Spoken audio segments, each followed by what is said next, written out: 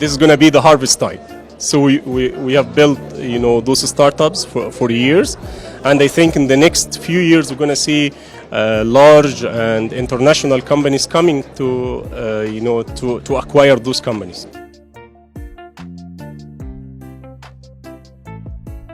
Mr. Atef, thank you for coming to today's event. We're honored and glad that you're taking part of this event. Can you introduce yourself to us and to the ecosystem and your company and what do you do? My name is Atef Hassan. I work for MergerMarket. This is part of Acurus Group. This is a UK-based group, which in turn also part of Ion Group. We report about mergers, acquisitions. We also have other services reporting about debt financing and infrastructure. What we do is that we meet and interview CEOs and executives in companies to talk about their growth strategy and whether this growth involves any mergers, acquisitions, or debt financing. Based on the last 3 quarters of 2022, which markets in the technology market and entrepreneurship do you see thriving and growing exponentially? Focusing on sectors like fintech, also edtech and health tech. The 3 main focus for investors in terms of VC investments. And if you're talking about private equity investments here in the region or specifically in Egypt, and also investors focus on those sectors as well as food sector, education sector, industrial sector. Those are they consider them as they call it, they are defensive sectors.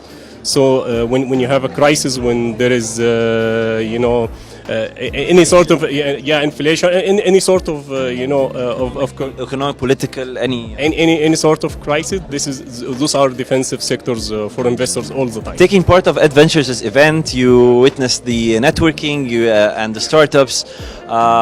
Do you think that edtech in the coming, let's say, 3 years is going to see a big growth, or is just going to go smooth, having the inflation hitting us very hard these days? This is going to be the harvest time.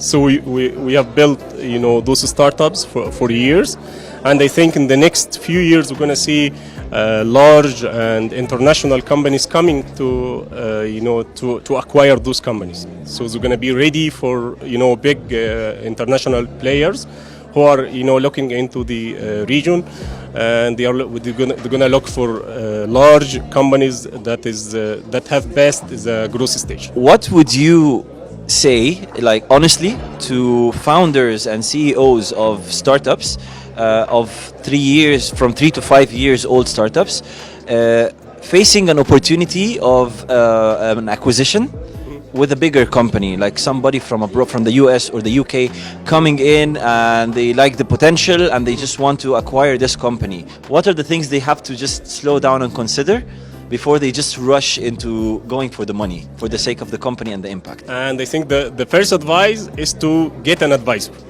So an external advisor. So makes sense. Yeah. So if you're dealing with an international transaction, we're talking about acquisition or a merger. So we really need some sort of financial or legal advisors to help us with valuation and with due diligence and everything.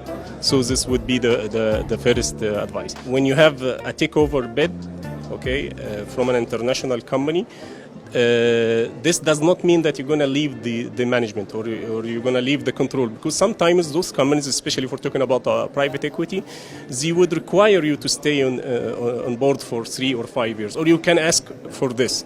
So this is a good strategy to stay in the company and to support the company even after the takeover. So having an advisor board can help the startup or the founder get closer to closing a deal or finishing something safely. Thank you so much. Thank you, Shem. Thanks a lot. We're honored to have you here at the event. We hope to enjoy and the networking and everything. Enjoyed it very much. Thanks. Thank you so much.